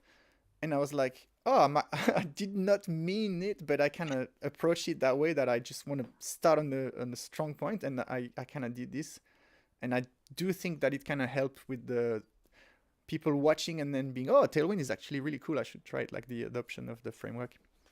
Yeah, there's this really like critical first 30 seconds of a video, which kind of determines how well it's going to do on YouTube. And so, trying to grab people's attention and show them that like the thing that you're covering is really cool and they should stick around. Most people, like the watching habits, are like in the first 30 seconds, they'll decide whether they're going to watch it or not. And so if you look at like retention graphs in YouTube analytics, so you can see like where did people drop off, there's usually this like steep ramp right at the start going down, like the reverse hockey stick, which is like people deciding like they saw the title and thumbnail, that was enough, intrigued them enough to click on it, and they started watching, and then they were like, I don't care about this topic. And so there's like a huge number of people drop off in the first 30 seconds, but then you see that the graph really like levels out usually. And because once people have invested past that 30 seconds and they've decided to stick around, usually they're going to stick around for most of the video. And then you usually see another steep drop off right at the end of like when you start wrapping up a video, people are like, oh yeah, this is done, I'm out of here. And so, there's this really critical 30 seconds at the start of a video that you want to be as engaging as possible and really like set up what they're going to learn, like what you're actually covering in the video, and maybe like build a little intrigue about something special that they might learn if they stick around to the end of the video. All these little tricks, little hooks. but like that musical thing, having musically like timed actions to music, and doing things like cutting to like an intro splash screen on like a big part of the music is a really effective way of doing that, because people are like, damn, this is high quality stuff. Like, I wonder if the rest of the video is going to be up to this level. And it's not. It's just hooked you in. Now the excitement probably like drops down a little bit as the video goes, but that like that first 30 seconds is that really important part to get someone invested in watching it. And once they're there, like they're actually learning the thing, and they stick around for longer to learn the thing that they're interested about. And so I'm very intentional in the way that I do super bass intros or intros to my videos, in that like the first 30 seconds or usually the first minute, there's a lot more switching back and forth between the like full screen code and the talking heads, because like my background is very colorful, it's all very bright, and my screen is all in dark mode and very like, different shades of dark grays. And so I'm always really worried that switching to the full screen code example really early in the video, people are just going to see gray and boring, and the energy drops off a little bit, the color drops off, and then they're like, no, I don't want to watch this for another 10 minutes or whatever. And so I really intentionally switch out to like talking heads to clarify things a lot early on in the video, and then again that kind of like tapers off towards like as the video goes on, I get into more of like the technical, complex stuff of the video. Um, yeah, and so that's another reason for that, is to try and get people excited in the first 30 Yeah. seconds. And people have very primitive monkey brains that are Yeah. like colors and excitement and happy faces. I want to keep watching. And so you want to engage that monkey brain as much as possible, Yeah. but still give them the value. Like the difference is that like both Simon and I actually create high quality like content that is actually valuable to people. Like we're not just like, let's like do lots of really fast transitions to engage those monkey brains and then like sell them something, or like give them, you know, Yeah. Bait and just switch. yeah, exactly. It's like that's the thing that makes me feel okay about about using Like, these techniques to yeah, try yeah, and because the get people value is engaged. there. I'm trying Yeah. to get them engaged so that they actually get something out of it. That's Um, how you ideally would do it. You would deliver the value first, and then, okay, now I need to convince them their value so they get to see it, instead of spending all your energy in the hype and then there's nothing to follow. yeah, If you've never edited videos, you'll realize the exact same is true for building websites. I assume most people listening to this are building websites. There's the hero section above the fold, and there's so much science that if you nail this part, then people, let me keep scrolling, I'm interested. And if the site doesn't load fast, or the hero section doesn't really communicate quickly what you're doing, they'll bounce there's that drop off rate within the first seconds is also really big, to the point where there's tools like Hotjar that's kind of it's a script that observes where the mouse goes, and what, like, if they could track the eyes they would, but people tend to track and the mouse goes where they're looking. So it gives you this hot heat map of like where, the mouse went to the top right to the subscribe button, then it went left to the headline, and then they're gone. So maybe we need to change the headline or something. And if you convince them, they scroll. Same with an email. If your first sentence is a 10-line paragraph that boring as hell, people are gone. If it's super catchy and short, and like, you might win them over, and then you can tell them what you meant to tell them at the start. So it's just a whole capturing the interest of people, so they invest more time, because you deserve that time, because you get their attention. yeah. Same with like blog posts and everything else. Yeah, Like, music, you know, Google everything. is tracking all of that usage data. Like, yeah, Even they relative, see like, yeah, it's like if someone everything. clicks on it, and then how long do they actually spend on that page? Do they just look at the title and then click back and go somewhere else? Do they scroll down and actually start reading it? How far Yeah. through that do they get? All of that, yeah, are usually very important signals to whatever Yep. those search engine things are, the algorithms that serve up those different resources. Monkey How brains. long people spend on that is a huge metric, Yeah. because the whole point of like Google search and the whole point of YouTube is to keep people on the platform and engaged as long as possible. And so if your videos are keeping people engaged, and they watch another video when they're finished, and then another video of your content, that's a huge flag to YouTube that this is keeping people on the platform. People are interested in it, and we should Yeah. push it to more people.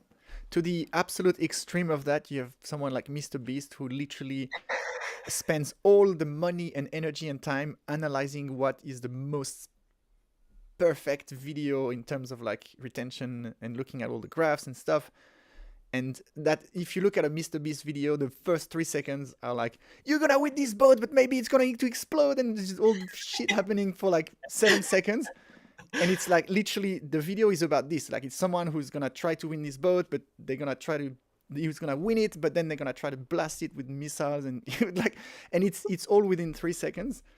Yeah. And then Mr. Beast goes like, he's like, if you hover on a YouTube thumbnail, now it plays the first 3-4 seconds. So not only you need a good thumbnail, but then the start intro section should be aligned with that, because if you have a thumbnail about a basketball court, and then the first video is a boat with missiles, you're like, which one is it? So like, there's that whole crazy, and you said 30 seconds, but I think Mr. Beast is more like 3 seconds. Like, it's literally the drop off starts instantly. The more TikTok generation, like TikTok is like 0.8 seconds, I think. If we were talking about the padding in wording, most of us, like whatever boomers or I don't even know what generation we are, but when we make videos, there's a fade in and 1 second silence, and then hello, let me talk about this. And if you look at the new generation, Gen Z, I think, when the TikTok starts, the first word is half cut. It appears like today we're gonna do, and it's like, because if you have a fade in and 1 second pause, I'm out. You haven't started. You've wasted 1 second of my next. Yeah. And so it's funny how the retention gets shorter and shorter as people have remote control to change channels. There's more channels. There's more content, educational materials. And so yeah, I think the it's very, but I never did it intentionally with my intros, but it happened to kind of make it work quite well. Daniel in the chat is referring to that as the boomer pause, which But I have absolutely heard it like this. There's like the exactly like there's that podcast called My First Million, which it's so good. The name doesn't really reflect how good it is. It's just a business and great ideas podcast. And Sean, one of the hosts, kept saying like I have to combat this obsession to leave a silence before I start, because people just bail out and they will literally leave comments like boomer pose. What Daniel said, he might have heard it on the podcast, that like people say stop wasting 1 second, just go straight into it. Yeah, it's fun. But that's all the editing part that comes in the last pass. Once you to do any of that, you need to first do the chopping and the art direction, and then initially I was trying to do everything at once. I was editing the video. I was like, oh, maybe I should be on camera here. And I was progressing really slow while chopping the bits.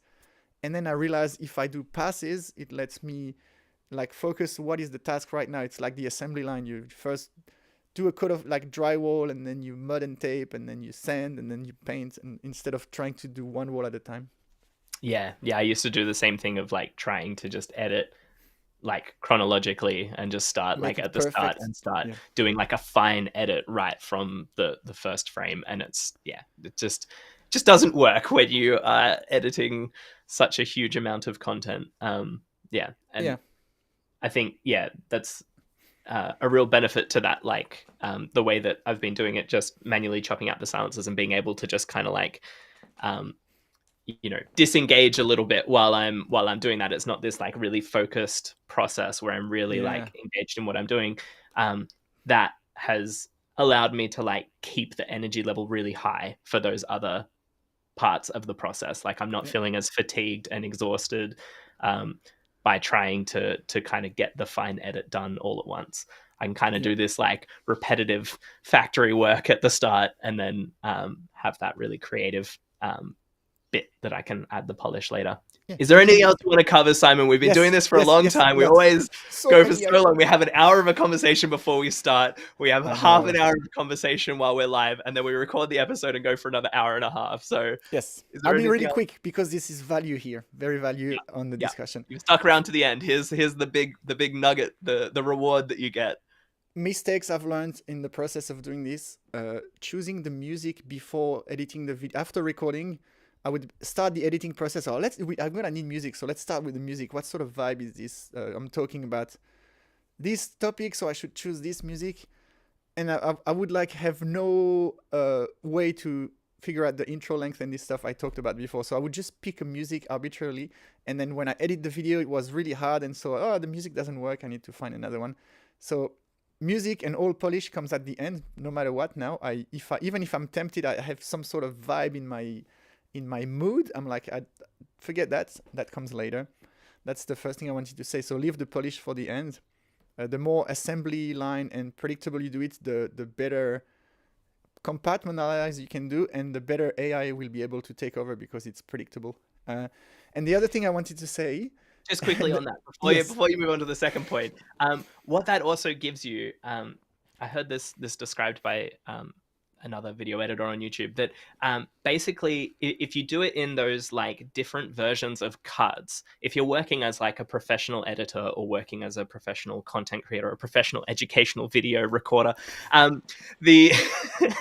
you always have something that you can release at all of those points. So if a deadline is approaching quickly, you might realize like, oh, okay, I can sacrifice a little bit of the polish, or I can sacrifice a little bit of this. But if you're going through sequentially or chronologically editing, and you're doing that fine polish from the start to the end, if that deadline's approaching and you're only 60% of the way through, you've only got 60% of a video. So like you can't bail out at that point. You have to keep going for the last Yeah. 40%. Whereas if you've done a rough cut and then you've gone through and you've done like a fine cut, then you're going through and doing the polish, you may have already polished the first 60% of the video or the first 40% of the video. And that might be that most important part where you have that first 30 seconds where you're trying to engage someone. But you have a releasable product at any of those points, basically maybe after like the second version of going through all of that, you have something that you can release if you have to release it. And Yep. if you have the time, you can keep working on polishing it. So it's a really good like professional tip as well Yeah. to go through it in that Yeah, or process. make a clip like a subset of the video. I saw Matt Pocock do that yesterday. He's doing a video on how to publish something on NPM, and he said, "Here's the first 3 minutes video coming soon." So I guess he's halfway through editing, and he's like, "Oh, that's a clip." So that was gonna be my other tip. Sometimes you edit, and there's a little blooper or something funny or interesting, and I always, that would be such a little thing to clip. Resolve has the letters I and O. Starts the I is like the start of the. It's like a subset of the timeline. You just press I to start and then press O to finish, and then you can export just that bit. So I've started exporting it straight away and tweeting it right away. Say, hey, I'm working on this. Here's a cool segment. And you create that hype, marketing, excitement that you wanted to do. You do it straight up, and people it gives you that little flow of adrenaline instead of like thinking, oh, I should do this, and then you have to go back and scrub the video to find the moment. So even if you don't publish it, just have a fun bits folder where you export little segments, little clips. I found like a really cool trick. I'm really pissed off that I forgot, because Daniel said something which is what I was saying before. In my head, I was like, when you buy a domain name before building an app, you're like, oh yeah, this is choosing the music before is the same. You're like, this is gonna be great. It's gonna have this vibe. You choose the name, and then you're like, oh, how do I build this to make it a business? I disagree. That is the definitely the right way to do it. Is well, we do buy the domain Scientific. name first, have a catchy name, and then you Yeah. can work backwards and work out what you're actually going to build. I still have one more thing to say. It's very important. Okay. This has bled into how I build websites. With Tailwind specifically, Tailwind is amazing at rapidly prototyping something that looks good enough, and you've seen that process through the NavBar website. I'm gonna build a rough, which is the equivalent of the rough cut. There's the layout, 3 columns, not responsive, who cares, whatever. But it's like a first pass, and then I could ship this and say, hey, it's a work in progress. Don't shame don't shame the code. It's not finished, but it's viable already. Instead of just having the navbar perfectly built, and then I go do a second pass where I tweak the padding and the colors and the font. And I go through multiple passes, almost like a JPEG rendering, or I don't know which one. Start with pixels and then gets better. This is something that Adam and I clashed a lot on when I was at Tailwind Labs, because he would review some code and say, hey, dude, the padding is completely wrong. And I was like, oh, yeah, I'm just doing a rough pass and then going through. And Adam is, if you watch the streams he's done recently, he's completely different on that. Is like every bit you start, you just completely pixel perfect finish, and then you move, and then you know kind of anything that's on the screen is done. Where with Tailwind UI components, I would do a rough pass, knowing the next pass I'll fine tune it. Both have their value, but I work much better in like sequences, rough cut, and then polish iteration. So I find funny that my video editing and Tailwind programming process is the very same. I do the rough cut, then I do a second pass, and then if you're lucky, I go through the Simon Swiss polish of the third thing, where you add animations and then you end up with like the really solid stuff. Yeah, that's a good point. Like, yeah, with building websites professionally, you can always have something that's ready to release. It's also like even more applicable in the web development space, because you can still be adding those layers of polish after it goes live. Like, you can put it live because you need to hit that deadline, and then you can be like, oh, here's a little thing that I could tweak, or like here's a little really convenient feature that I could add on top. It would be nice if you could do that with videos. It would be nice if YouTube allowed you to keep tweaking Version videos control. after they went live. Git for video, where you can do a pull request to fix the thing you said wrong. Yeah. That's the other thing. Video editing is so set in stone, hard coded, that you end up sometimes re-recording the whole video when the framework updates something. You can't just let me Mm. PR the update the dependency and change the code in.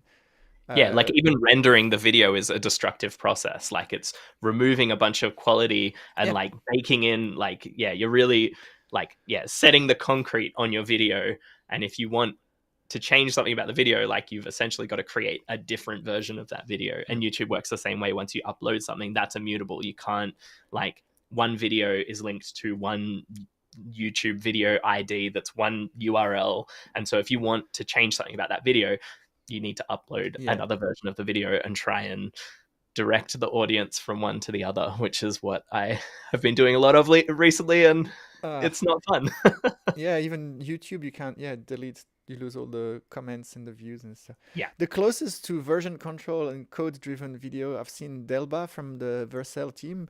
She's using this app, it's an open source thing, which is basically React to generate videos. Like you create, I don't know exactly how it works, but you can create transitions and kind of like you can do slides, there's like this slideshow tools or React Music that can reload it to use the web audio API to create a sequencer and then the drum. But there's one to make videos where you have text and you can style it and you can say how long it stays on screen, and Delba makes these videos that it feels like it's done with After Effects and motion graphics, but it's all driven by code.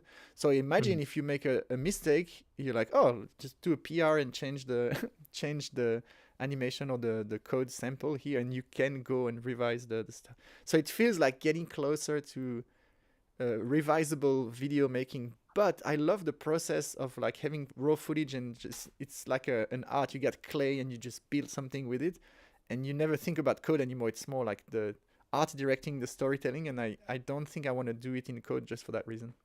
Mm. All right, Simon, you're done talking about editing. We're out of here. But before we go, do you have a sick pick for me this week, or do you need me to jump in while you Yes, think of? I have a sick pick. I looked up and I thought of it yesterday. Literally, it's Wednesday today. Yesterday, I installed just above my head a ceiling fan with a LED light, and it's DC powered. I can't show it to you, but I can show you the remote that goes with it. It has a light. I don't think I'll use it much, but it's a 3-color, like pure white and then mid yellow and very yellow, and you can change the intensity. So I might actually be able to use it as a almost like feel ambient background light. It's above me, but it's like very broady. It's not like just on my head. And then it has a DC engine, and there's AC and DC, and basically DC is much more silent. It's a bit more expensive, but it's silent, and I don't have it on now because it's winter, but I can have it on level 2 out of 6, and it doesn't get picked up by the mic, even being above my head. Nice. So it's going to be such a nice addition if I can record and stream with a ceiling fan, because all the heat gets trapped there. So shout out to, actually, not that it's going to drive business to him, but there's a guy called Miles, Thunder Electrical, Coffs Harbor.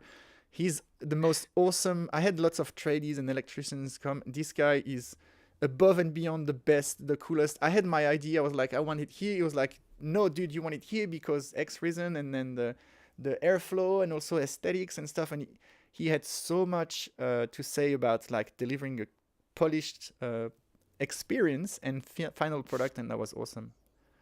Nice. Shout So out once to again, Miles. you've gone from a single pick to a double pick. What have I done? You've gone for you started with a single pick that was the fan, and now you've gone with a double pick for all of the people in Coffs Harbor who want a great fan. Thunder Electrics. I left a Google review praising him because really it was awesome, and I'd like if I need anything electricity related, I'd 100% calling him. And we had a nice chat. He's such a cool dude. Like really, it's so nice when you get to have one-to-one business transaction that turns into like way more than just a transaction. Yeah, and my camera has Is that run your out. sick pick? You're sick picking the dark. We've lost. Yeah. If you're watching, John is just a black square now because the camera decided that it needs a Ryobi battery. Oh, he's back with the webcam. Yeah, the terrible low quality webcam version for the end of the video. Yeah. Should I switch to my But webcam to lower myself to? so my final Look at pick. me! Look at me! I'm in my webcam. Oh, there we go. Yeah, we've both got Yeah. terrible quality recordings. That's fantastic. I'm just trying to record this last bit so that we can use it for Did if you we cut do. all the rest? Sorry. You cut all the rest because it was boring, and now you start the podcast again. Yep. All right. So welcome to the NavBar. Today we're going to talk about video editing. My sick pick for this week is a game called Baldur's Gate 3. So I don't know. Are you into any games, Simon? I'm into sports games a lot, not Okay. video Right. games really. This is It's this a is yeah, time completely the opposite. constraint thing more than anything. Yeah, yeah. And I always have this issue with finding time to play games because of the same thing. It's a time constraint thing. There's a very small window of time in the evening where like me and my wife can just hang out without kids and stuff and do the things that we want to do. And in that time we want to hang out with each other. Yeah. And so Baldur's Gate 3 is awesome because it's a couch co-op game. So that means that you can both sit there with a controller and play it on the same screen. And basically, it's a Dungeons and Dragons game. So if you've ever played D&D, like I played a bunch of D&D as like a high school Yeah. teen. And so it's like a really complex role playing game where you can basically do anything. And there have been lots of iterations of trying to turn it into like the video game version of that. Yeah. And I feel like Baldur's Gate 3 is the first time that they've like really nailed that.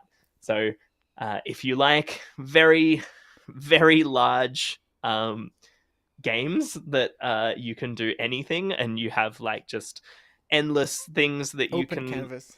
back out and just like endless quests you can do and endless things, and you also have a friend that you want to play with either in the same room or just online, like you can play cooperatively with like people on the internet. I would highly recommend Baldur's Gate 2. It's awesome. Nice. I like the co-op side of things. My wife is the furthest away from doing anything on a screen that you'll find. She's a camper, outdoors runner, athlete, running, trail running, dog running, and she looks at her phone a whole lot. I gotta say this, but it's like it's always while doing something else. And we have a couch. I don't think I've seen her sit on the couch once. She can't sit still. So unless there's an outdoor, well, maybe we could do the actual real role play thing together. Oh, Because that's true. Yeah. the couch plus remote, it's gonna be a hard sell for me. Yeah, you just need to get some swords and things and maybe some enemies out in the real world and you can Hills go to and play. climb. Well, thank you so much for listening to another episode of the NavBar. It's been fantastic hanging out with you again, Simon. It was. We have taken an episode that we thought would just be like a quick summary of our current recording setups, and it's blown out to like an hour and a half again. So We always should fun catching know up. by now. We should know that video editing is time consuming, and also time consuming to explain the Yeah, intricacies of. like we we're kind of like a tech podcast, and we always like frame it around tech stuff, but really we probably spend more time tweaking our video editing stuff, and like Yeah, we spend more time on video production than we probably do actually writing code at this point. So this is there's a lot to I talk think that's the skill that differentiates us, or like where you get really, really good at this. I think you and I both kind of stand out with that skill of like making really compelling videos. So it's kind of nice to show the thinking that goes behind it. about. Absolutely. So thank you so much for listening. Thank you for joining us live, to the people that are in the chat, and we will see you again next week. Bye bye. See ya. How do I stop the podcast? Simon, you've got to